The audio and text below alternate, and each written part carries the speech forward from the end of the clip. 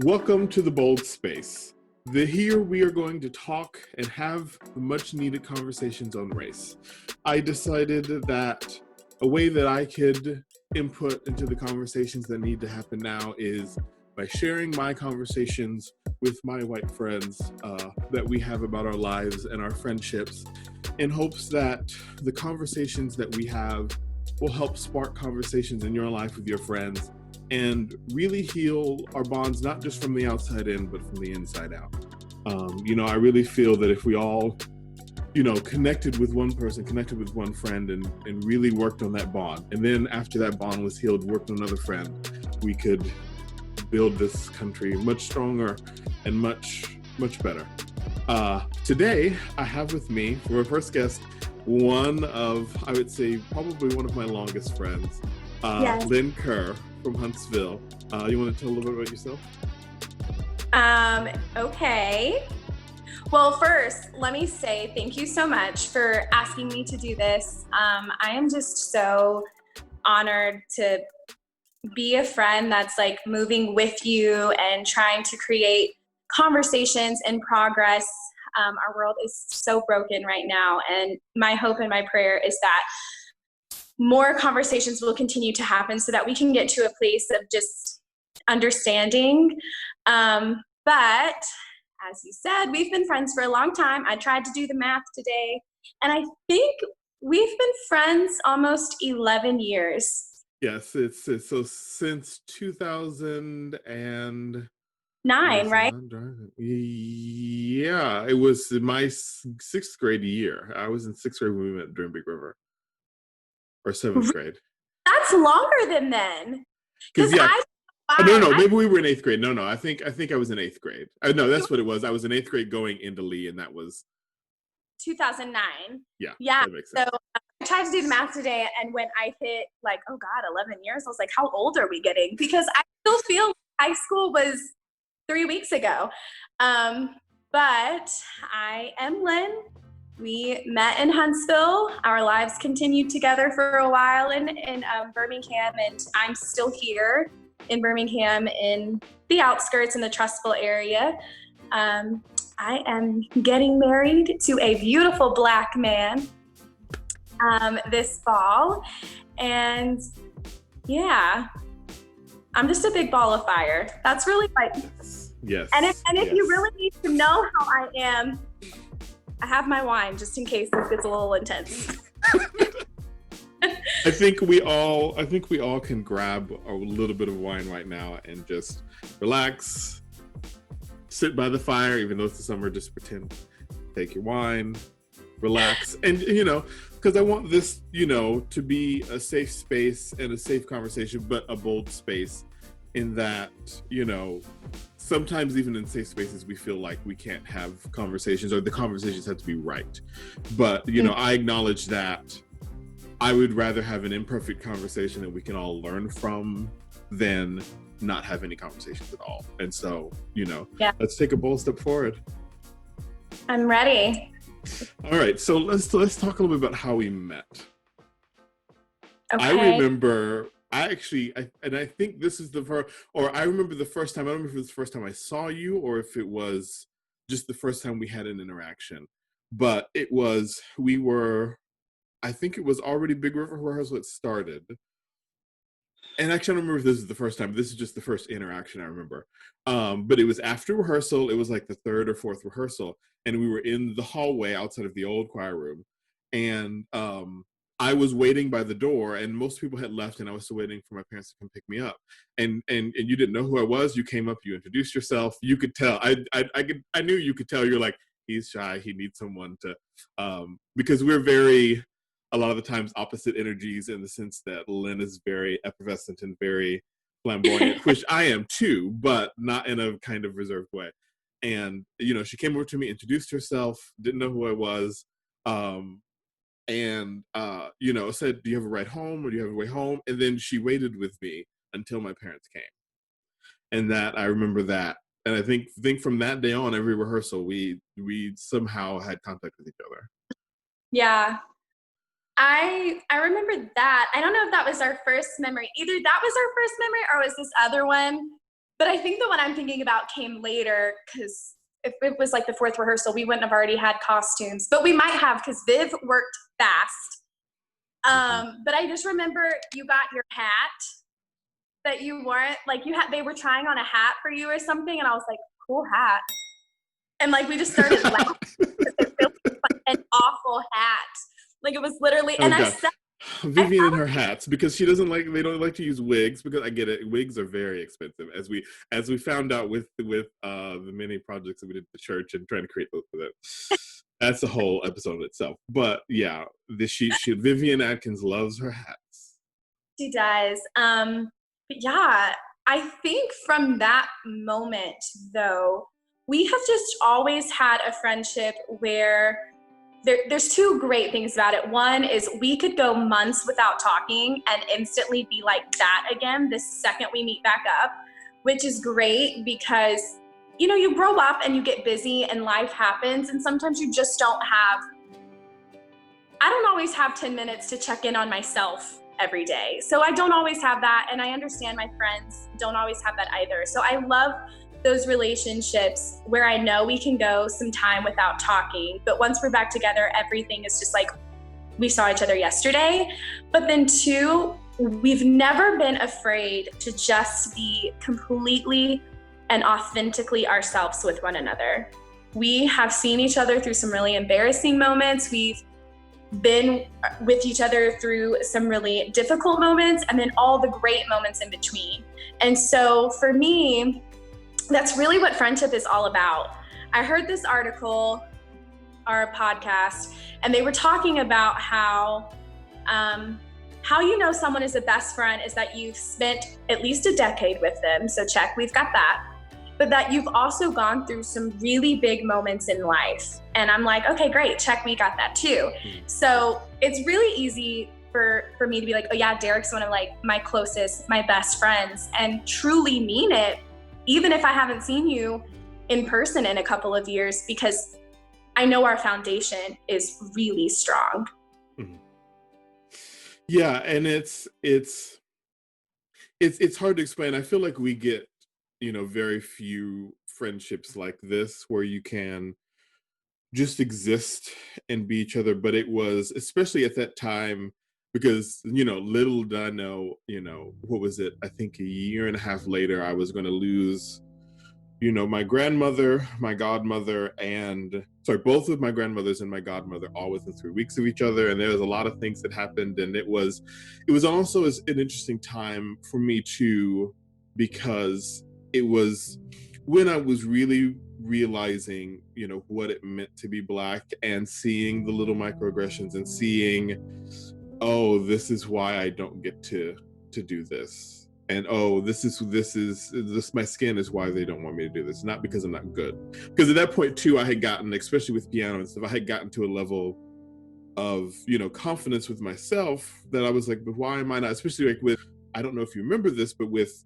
outstanding accompanist for years, it took me 1, 2, 4, 5, 6 years to finally get that award. I tried for 6 years, and same girl, white girl, kept winning year after year. And I went back and I listened. I pulled out, last time I was in Huntsville, I pulled out the recordings from the year before and my year when I won 08.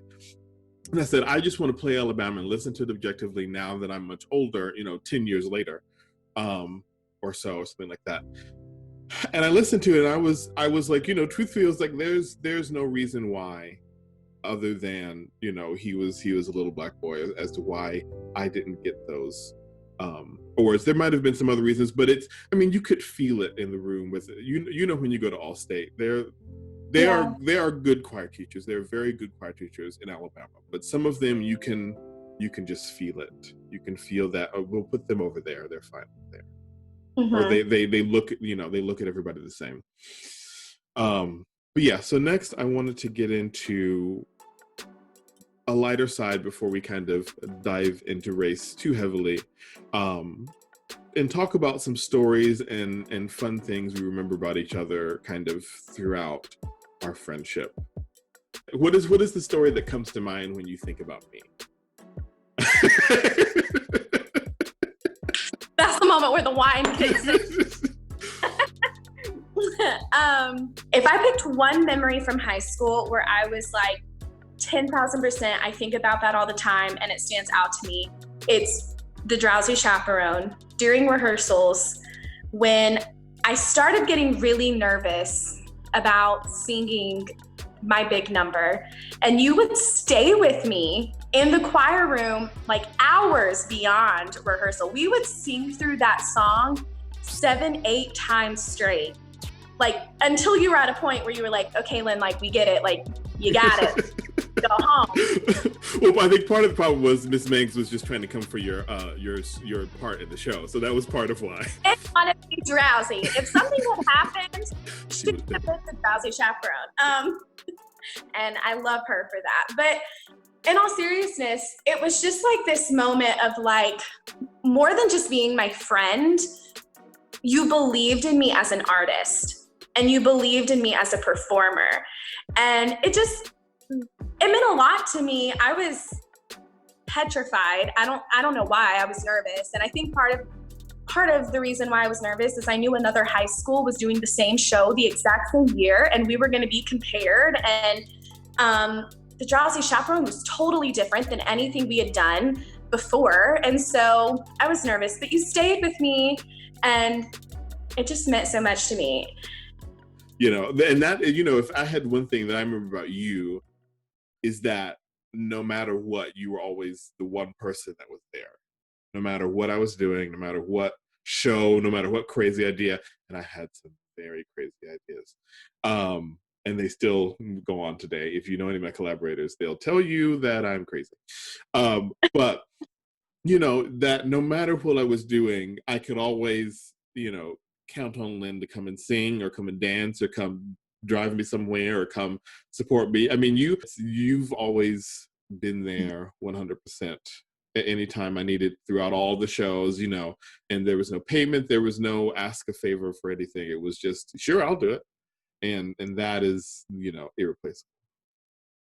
Oh, well, I could say the same about you. So it goes both ways.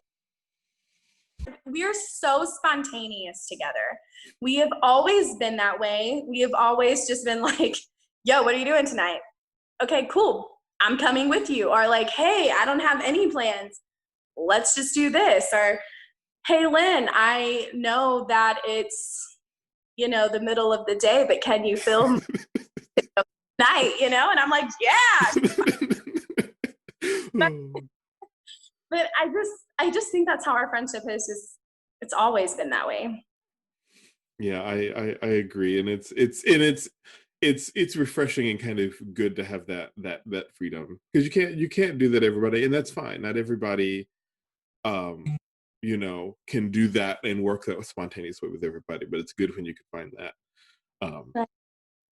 So I want to talk about you know, when you met me and kind of, you know, as we knew each other in Huntsville and in Birmingham, how did in comparison to other Black people, how did I present to you, and how did, you know, because you know, you were, I would say, very comfortable and very around all of the Black people in school and all throughout. And, you know, in fact, you know, when we got to UAB, I think you introduced me to all the Black people that I met there, you know, Tria and everybody, because I didn't know any of them. And you were the one like, yeah, I was like, I mean, of course, but it was you, so it wasn't, you know, out of place. I was like, of course. Yeah. That's a really good question. I will say, I'm going to start the conversation off by saying, when I first started school, like in kindergarten, I went to a predominantly white school. I mean, I had a good number of Black students in my grade with me, but as far as like the rest of the school is concerned, there were very few. I did have a Black principal, which was, you know, really nice. But I actually, during that first school, I went there. It's called East Clinton. It doesn't exist anymore. I think it's called something else. But from kindergarten through 4th grade, I went there, and I did not have a white teacher. I mean, a Black teacher. They were all white. And so I remember, like, not, as a kid, I didn't realize that wasn't normal. I mean, I had friends who were Black and I knew that they went to school with me, but I didn't realize that it was weird that all of the Black students were basically like my age and all the ones before me were like not Black for real. And I didn't think it was weird that I didn't have a Black teacher. I didn't know any better at the time. And then I moved to Chapman, which is the opposite. It's a predominantly Black school. And I was there from 5th through 8th grade. And in 5th grade, I had my first Black teacher, Mrs. Matthews. And she's actually, as far as like elementary school teachers go, she was always the one that stood out to me the most. She was very quick to defend her students. She was very cautious with how she spoke to us and disciplined us. Like, she really, truly cared. And I started to see more and more diversity. And I think that was when I started to realize how dependent upon where you're living and where you're going to school, you're going to start seeing and noticing different types of people and different norms. And so my norm shifted. My norm became more diverse. I've always loved people. I've never known a stranger. And so for me, even though I wasn't used to just having a whole bunch of like Black friends when I was really young, the older I got, the more normal and natural it was for me just to talk to everybody. And if I clicked with you, I clicked with you. And if I didn't, well, that was fine. But I never wanted to let race hinder me from creating a genuine bond with somebody. I loved relationships. I think a lot of that is because my parents got divorced when I was young. And so having like stable, loving, and super communicative relationships, that was just important to me. As far as the difference between you and other Black friends that I had, I think that even our like high school, it was just, we were very different. Like, Lee was such a different school. Like, I hear people talk about cliques and like not having but like a certain type of person that you're with all day, like at other schools. And I'm thinking like, I don't even think Lee had that. Like, we had choir kids that were cheerleaders.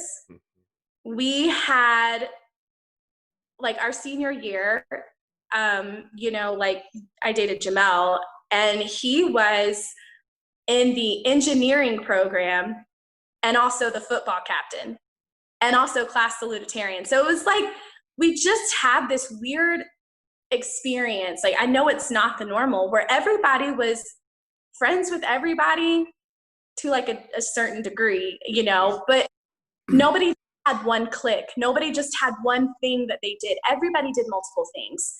And I remember when we started getting close, when you were actually like at Lee and we were seeing each other more and more, I remember thinking to myself, he's much quieter.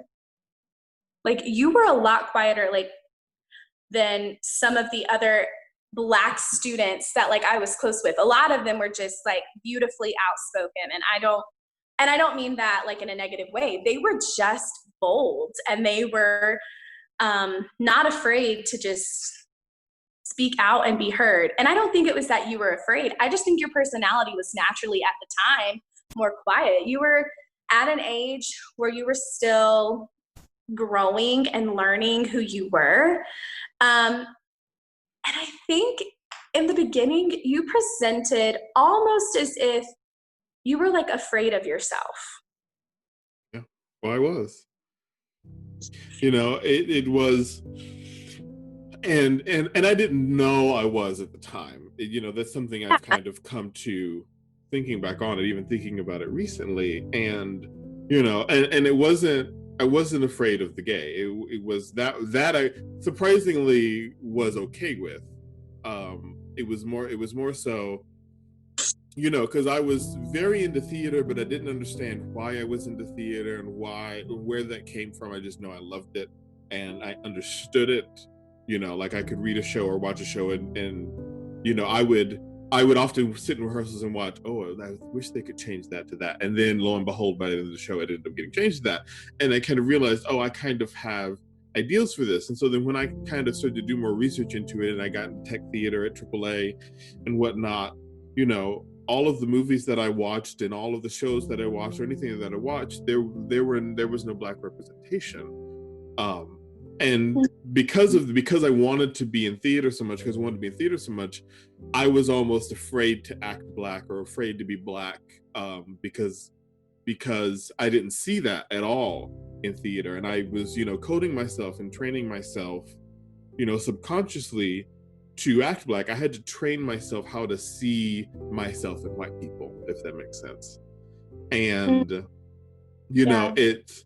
it's I look back on it and realize, I was afraid of being Black, and I also, you as a Black person, I definitely feel, just in general, especially right now, the heaviness that comes just from having the DNA of being Black, comes from the slaves and all that in the past.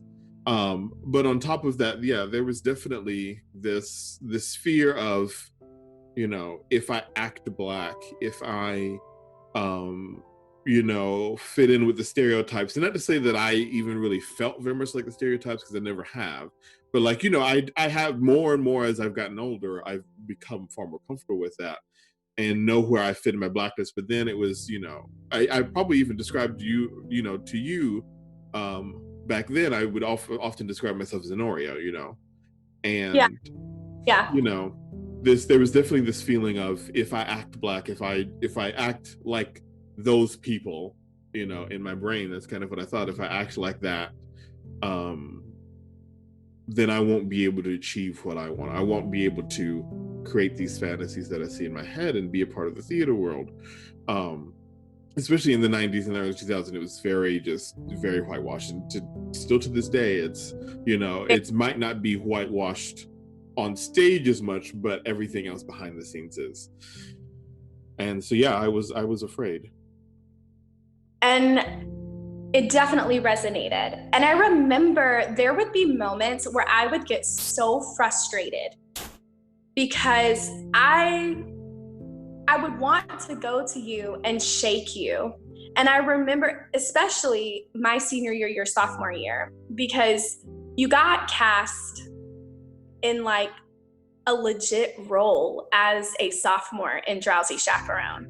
I remember looking at you and wanting to be like, Derek, like, are you kidding me? You're good. Like, stop, like, just blaming it on everything else, coming up with these excuses. You beat out seniors and juniors, and you have a part as a freshman, which, for anybody who doesn't know, in our high school, 90% of the time, freshmen didn't even get casted. Like, it was, especially freshman girls.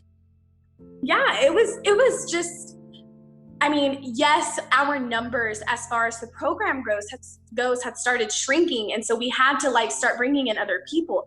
But the fact that as a freshman, not only did you get a part, but you got like a big part, even after high school, like when you would text me and you'd be like, hey, Lynne, like this summer, I want to do some type of concert. Like, will you get together a few songs? I'm going to get so-and-so and so-and-so. We're all going to get involved.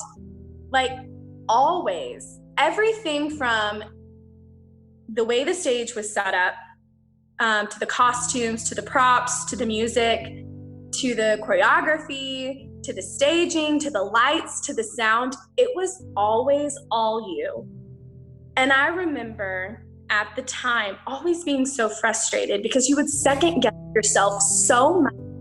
And I would be like, Derek, you are so stinking. You froze for a moment right after you said you're so stinking, and then it stopped. Oh, you're so stinking talented. I was like, let's not leave it on that. But I just always thinking about that. But I also remember knowing that you were second guessing yourself more than the rest of them because of your skin color. Like never, it was never something that I think we just sat there and had like long conversations about, like back in the day. And I think part of that was we were just young and not really naive, but we knew what was going on. It was just we didn't want to taint the like atmosphere, I think. I think we just didn't want it, we just wanted to keep having fun. And that's great. But we're at a place now where conversations are happening. And I think that's even better. And I wish back then I would have taken the opportunity to sit down and say, Derek, like, I know you're feeling this way because of the color of your skin, but I'm proud of you regardless, instead of just getting frustrated with you and wanting to shake you. No, but I needed to be shaken. No, because when I did Wild Party in 2017 in Brooklyn, that was the first time that I saw a show that I had done that I didn't. It was the first time that I didn't second guess myself. Yeah. And I look back on that rehearsal process. I don't know if the actors feel the same way. They could feel like I'm a crazy person, but as they often do. You could probably speak to that, what it's like being on the other side of my directing.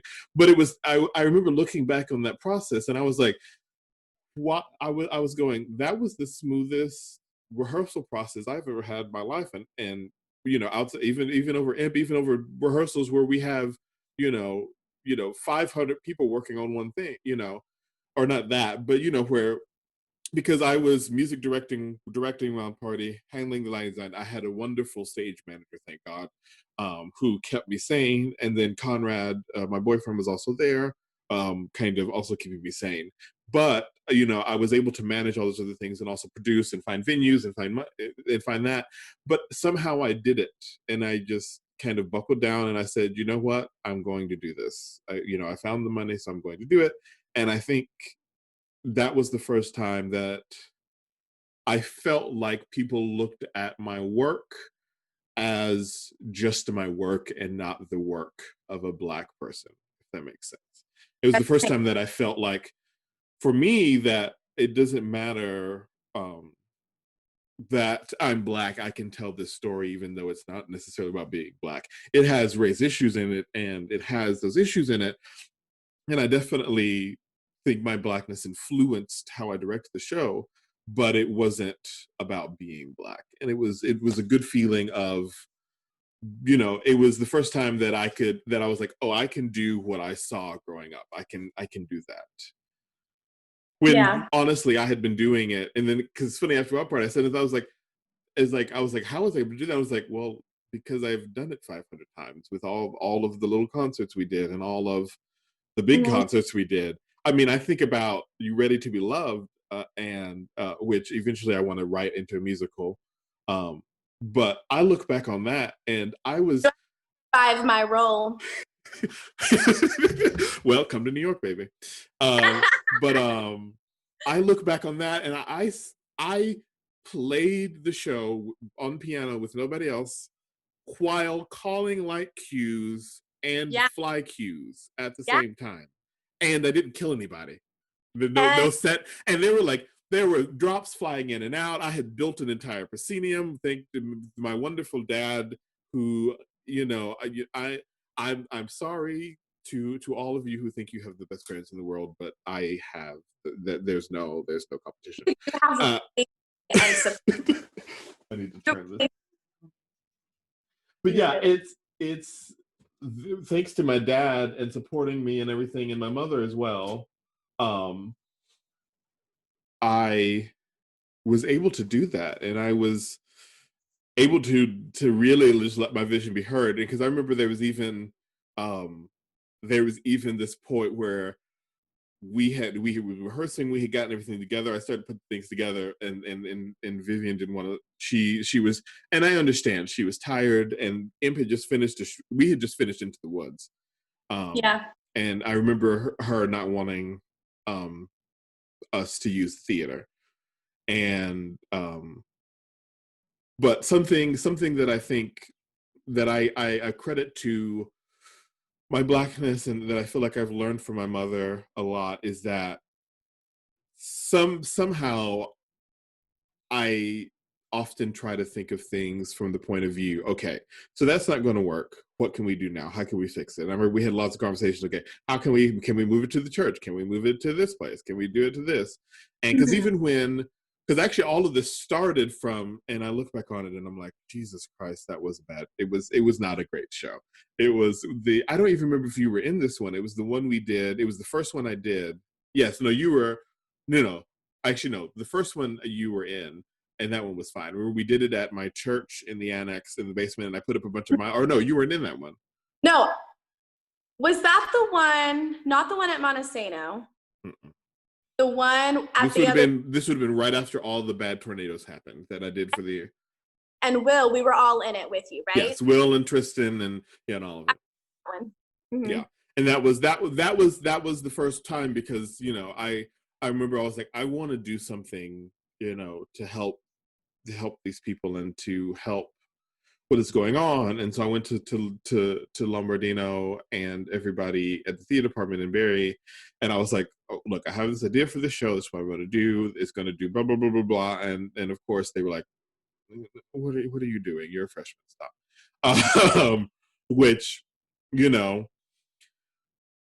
at first, when I look back on that, I was mad at that. But to be honest, if they hadn't told me to stop, I would not have gone and done it myself. And it was probably much better for having to go on and do it myself. Well, and it that one no, like, think about everything that came after that. When we did A Star Is Born and we did, everything about Marilyn Monroe, the time and the energy that, like, you put into that show, we had people who literally were coming up to us and asking us, will you do another weekend? And we're like, we can't. These costumes. Be like, you got about $200 you want to give us to extend the rental on the costume? Yeah, we went out and rented costumes. Oh, I remember that. I think I changed every scene. Oh yeah. Well, there was, and that was also the first time that I didn't play for my own show. That was the first time because I had Christopher Joel. Oh yeah, we had Christopher Joel. But I just remember. And you had a wig change. Yeah, change. And then you remember, sidetrack real quick, if this old lady from the church is watching, everyone who sees me right now, I'm naturally brunette, right? Okay, so there was a transition where I went from Norma Jean, which was Marilyn Monroe prior to her being Marilyn Monroe. That was her born name. And she was a beautiful brunette. I went from being a beautiful brunette to being a blonde for the rest of the show. And this old lady stopped me afterwards. The only compliment she gave me was that I look much better as a blonde. And I remember thinking, well, under here, it's all brunette. You're like, that's all you've got to say. Great, thanks. But when you look at that show, that was literally just like maybe 3 or 4 years after that first one. It was not like. No, it was because like, it was. I have the posters up around here somewhere. I can't see because the light is on. Because it was the first one, the tornado disaster relief was the first one, and then the next year we were up on the mountain, right? It was the on the steps of the palace one where I. Yeah, and the next year was Maryland. Was right? Maryland. Yeah, the one of the steps of the palace where I brought an entire castle into the. My poor dad. I'm sorry, Dad, that I put you through all of this. I now understand how. Yeah, I'm sorry. But I know that, like, if you think about it, how much you grew as a director in 2 years, like, that is insane. Like, I don't care what anybody says. I've done a lot of shows. I've had a lot of amazing roles. Playing Marilyn Monroe will forever be my favorite. But a lot of that is because of how well it was put together. And in none of the shows did we ever have a long time. I think we had 2 weeks max. Like, just about. Maybe I think that one I started planning it, or at least in my head I started planning it a month out. Didn't start rehearsing. No. Like, it was always like a it would be like a Wednesday, Thursday night, and I'd get a phone call and you'd be like, hey, what are you doing on Monday? And I'd be like, nothing. Why? Well, I want to do a show and it's going to be 2 weeks from tomorrow and we're going to start rehearsing on Monday. And I would be like, what? And sure enough, like on Sunday, here you were at my house dropping off the script and I'll see you tomorrow. But you still, like, if they would have said yes, two things would have happened. One, it would have become their show. It would not have all been what you wanted. And that's just the nature of, unfortunately, theater and the art world at all. But then two, you would 1000% not be where you are right now. You know, and I think that a lot of your growth came from moments like that. I think a lot of it came from you taking that leap and moving to New York. I think you going up there and beginning to like navigate the world for real on your own in a city that just relentlessly worships like your art in general, like, and then you're surrounded by other people, specifically other Black people who are there and who are fighting for the same dreams. And it's like, you can come together, you can band together, and you can push each other further. Yeah. And so I think that as much as we miss you down here, you moving to New York was probably the best, one of the best things, if not the best thing that you have ever done for yourself. Yeah, I mean, I completely, I feel that. And yeah, because it was similar, and this will kind of segue us into talking about UAB, but when I was at UAB in Birmingham, I liked being, like, if I had to live in Alabama, I would probably want to live somewhere. I mean, of course, I'm bougie, I want to live in Mountain Brook, but I'd probably pick somewhere in Birmingham. It was nice to live there, but and I had great professors. And in fact, the email that I sent out about the Bold Space, one of, I don't know if you remember Cliff from the theater department and that was also one of the first times, he and even Kelly, who was the head of the department, I could tell they were very aware of how race affects people and how they were very aware that everybody needs to be taught and dealt with differently. And actually, in fact, Kelly was actually one of the people who encouraged me. He said, make sure your money's together because New York is not expensive, but if that's what you feel you need to do, then you need to go do that. Right. And then, instead of trying to keep up numbers for his programs, he chose what was best for me. Mm-hmm. And, that doesn't happen everywhere. And, UAB was a fun time. It was challenging. I was depressed. There were definitely days where, I would wake up in the morning and then I would, because I was also working at Redmond Mountain Theater Company.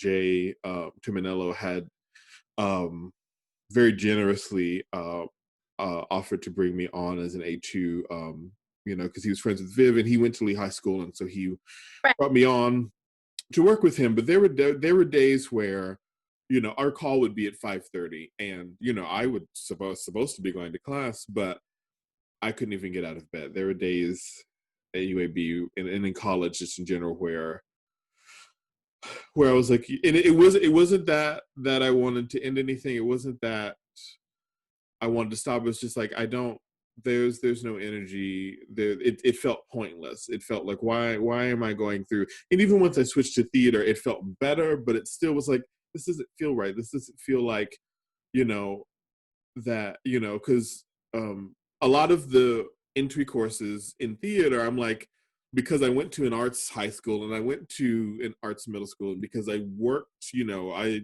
professionally in community theater in Huntsville, a lot of the stuff I was like, I know all of this. I know all of these things. And I constantly found myself going, I know how to do this already. Why am I here? And so, I eventually left and just worked in Birmingham for a bit, for about a year after that, and then I moved to North Carolina to work at a church in Weddington, North Carolina, and then after that was when I moved to New York, 2017. But yeah, Yeah. that stretch from the end of high school, even through the end of 2016, right before I moved to New York, it had its ups and downs, but it kind of felt like it had a downward trajectory for me, and it very much so.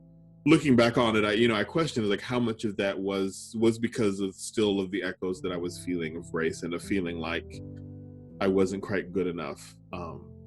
Because even people in Birmingham, other than people at UAB, other people in Birmingham, when I brought up this idea of wanting to move to New York, because as you probably from the day we've met, I've probably mentioned New York and wanting to go to New York and wanting to be in New York. And I've just always known that's where I need to be. That's where I can do what I need to do. And I even remember bringing it up when I first started UAB and was thinking about it then. And everybody advised against it, and even went to links of saying,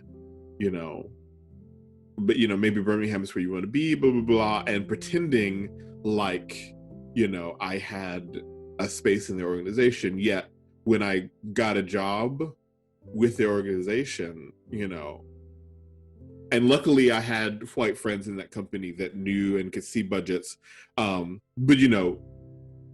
came in offering me a third or a quarter of what they paid any other lighting designer or sound designer, and Right. offering me these jobs of like, it's like, I get that I'm new, I get that I'm young, but also I knew at that point, because it had been confirmed by classes in college and working in the theater department at UAB, that I was talented at this. So it's like, I know it's not a matter of you can't find a better lighting designer, or you can't find somebody that can do the job better. I can do the job very well. And in fact, I did the jobs very well that it took, but I never understood until now why offer to pay me so much less. Why think, and then also act like you're doing an act of charity. Yeah. I remember those days at UAB where you would be really sad. And I think I remember one time where I was like, Derek, you better not be like getting in too bad of a place. I wasn't in town. I think I'd gone home for the weekend. And I remember thinking to myself, like, I'm gonna like have to call someone to go and check on him. I'm gonna have to call his mom. I'm gonna have to do something, because I was just really worried for you.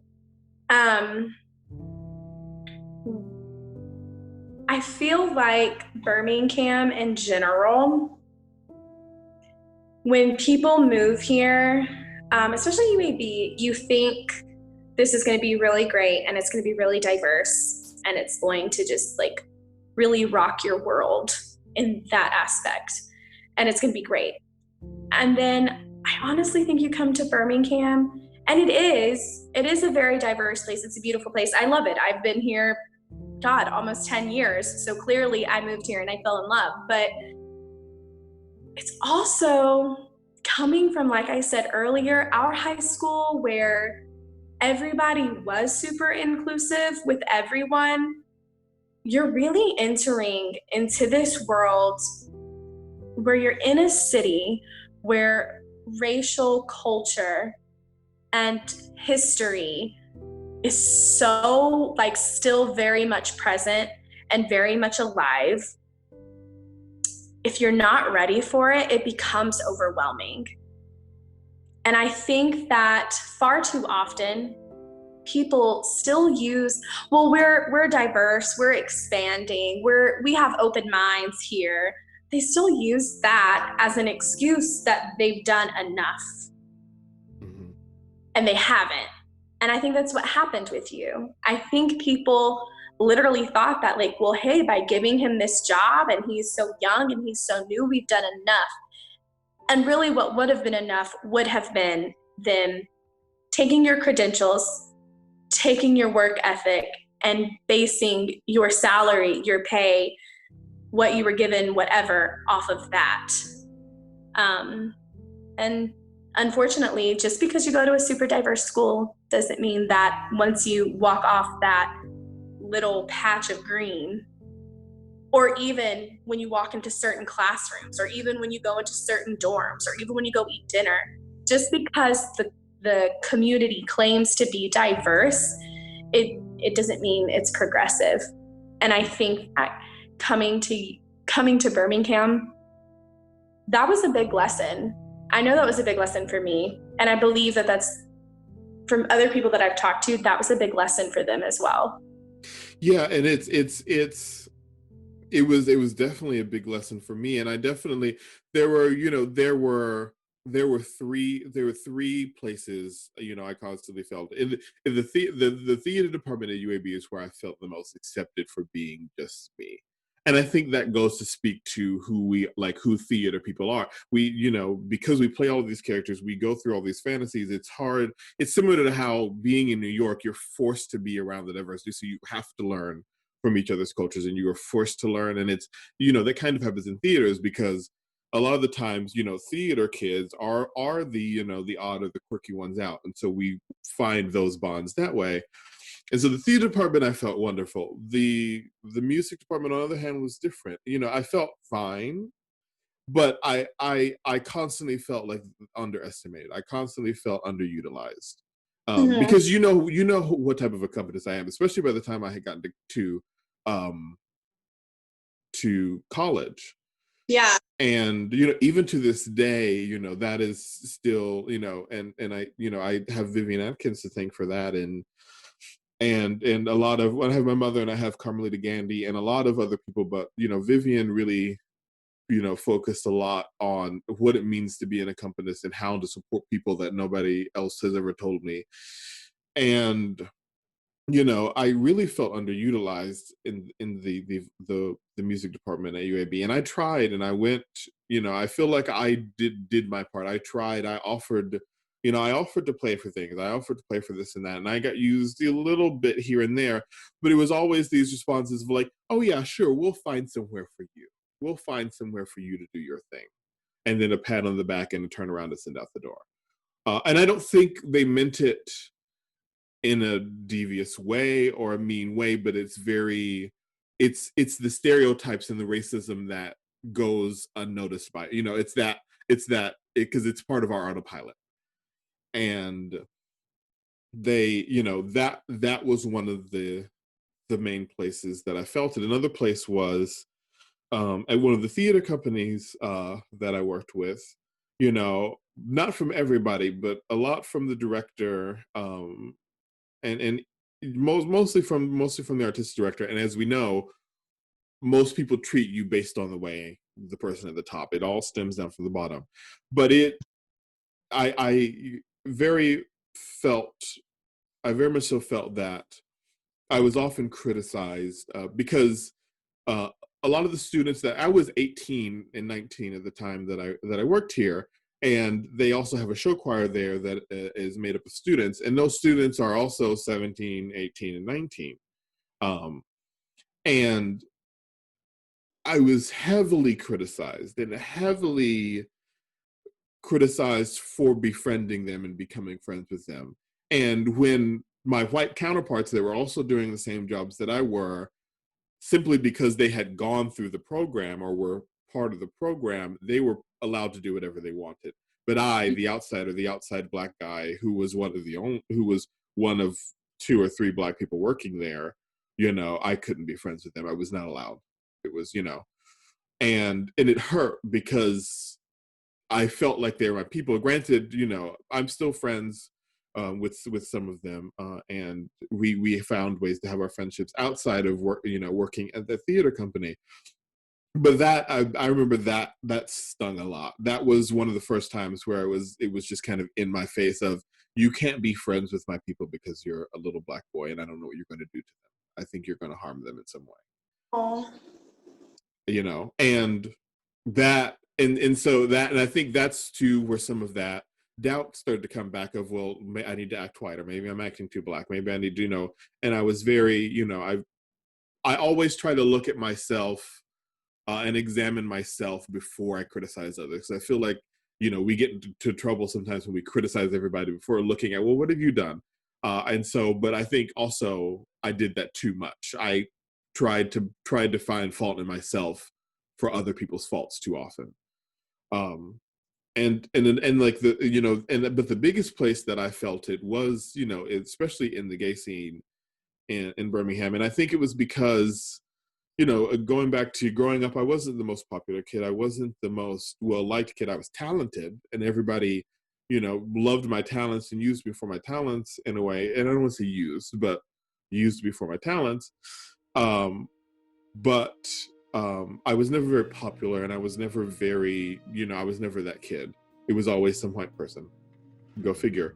But so when I got to Birmingham, and especially by the time I was 18, I was lonely, and I wanted friends, and I wanted a relationship, and I wanted to find something. I knew I probably wasn't going to find love, but I was like, I'll try.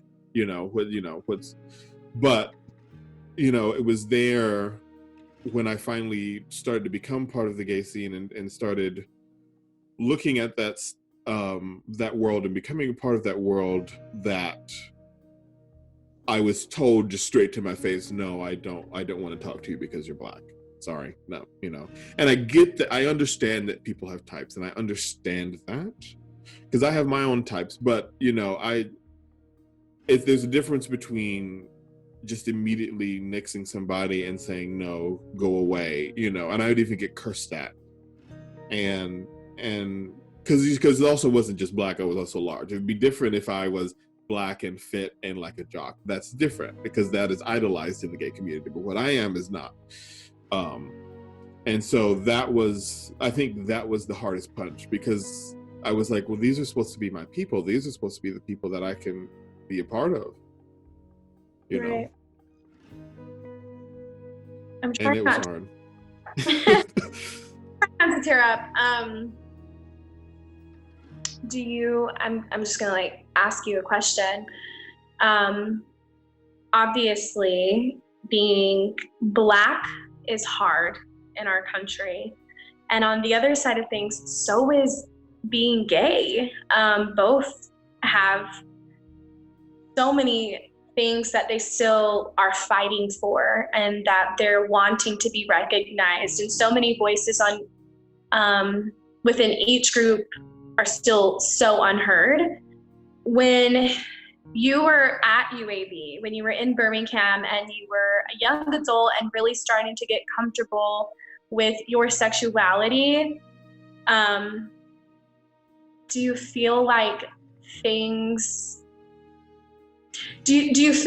got harder, or do you feel like you got a little bit I guess I know they got harder, but did you feel any relief at all? Like just trying to be yourself and...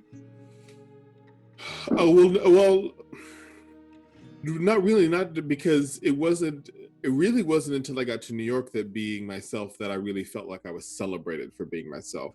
And because it was also very hard, because, often as a gay person, I felt more comfortable in white communities than I did in Black. There was racism, there was a hatred, sometimes even more profusely within the Black community towards gay people than in the white community. And so it was really hard. I didn't know where to go, and it was hard, because it felt like the more I became myself and the more I realized what I wanted to do, the more the world was telling me, no, that's not what you get to do. You get to do something else. Oh, that just breaks my heart. It's not something that I would have ever wanted you to have to go through. And I mean, I know that we had little surface level, no, Lynne, that date didn't work out, or that guy I was talking to, he's just out the window. But hearing now how devastating certain moments of that was, I'm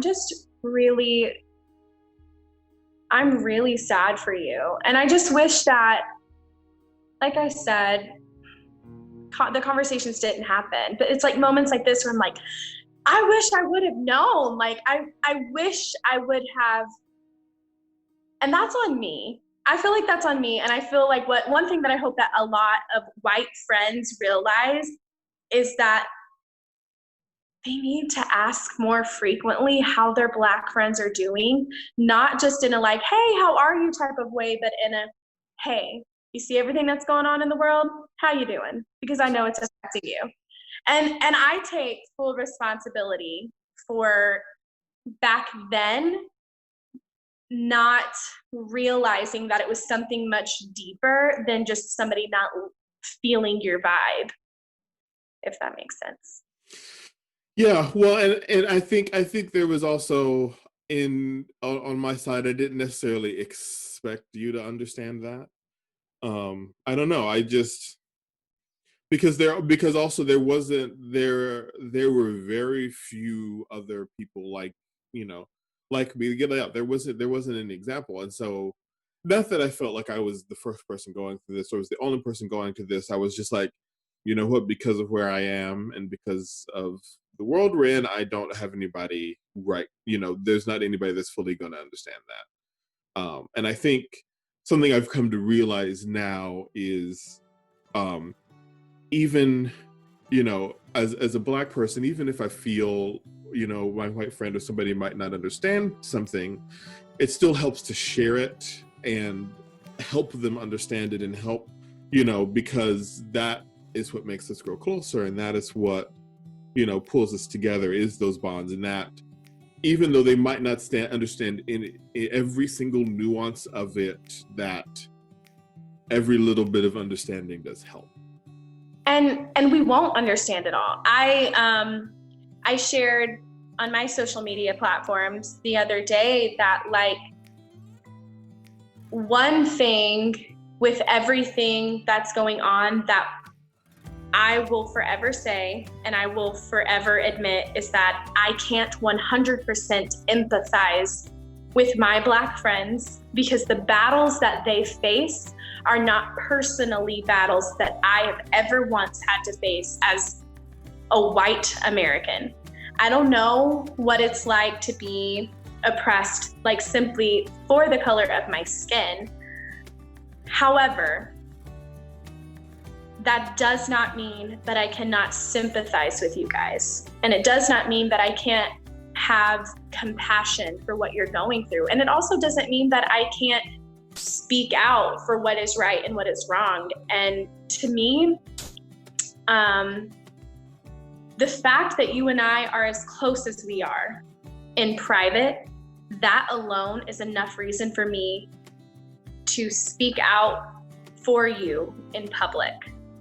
And so I just hope that, like, whether 10,000 people see this or just 3, whatever, I hope that if there's one thing that you and I both get from all of this, it's simply that I know I'm not going to get it all, but I want to learn as much as I can because I want to be there for you. Like, none of this is even about me. But if I can learn more and acknowledge things, and I know, okay, well, we need to be making moves towards this direction, or no, this is better, then as your friend, that's what I'm going to do. Because I can support you 10,000% just because I know you're hurting. And I know that what's going on is wrong. I don't know the pain that you feel, and that as someone with my personality who just, like, wants to feel everything for everybody, that kills me. But not knowing that doesn't mean that I don't want to, like, support you 10,000%. Yeah, no, thank you. And that means a lot. And it means a lot. And I've thought through all of this, and I've worked through all of that, and I've kind of gone back and realized, and, because I always, and just in general, my life, I kind of am blessed to have I always have an outward look on things. I don't know why I do, but I try to always find that. And so, I feel like all those things that I did go through, they definitely made me stronger. I definitely can stand up to and withhold a lot more now than I could then. Yeah. But yeah, it was an interesting world to navigate in, and it still is. And because thinking about relationships then and thinking about relationships now, both of us are both in interracial relationships. Mhm. And I want to talk a little bit about what that means for you and what that means to you. Yeah. I think it's a lot harder than I thought it was going to be. It's not hard in 15.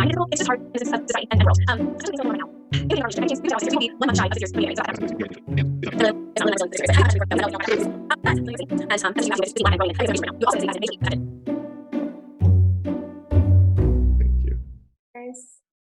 You realize this is probably going to have to be like split into 2 episodes because it's 11:38. So long. You can't call yourself a Christian and claim to walk in like a light of faith and also be prejudiced or racist. Why is it always going to be the black show? Why can't they be cast in other shows? White people, they just don't want to admit that white privilege exists. It needs an entire overhaul. It needs to be taken down and rebuilt for who we are today, not what we were then, but who we are today. You can break that chain. You can stop hurting people. You just have to do it first. You probably shouldn't come to our wedding because you don't care about him enough to be there.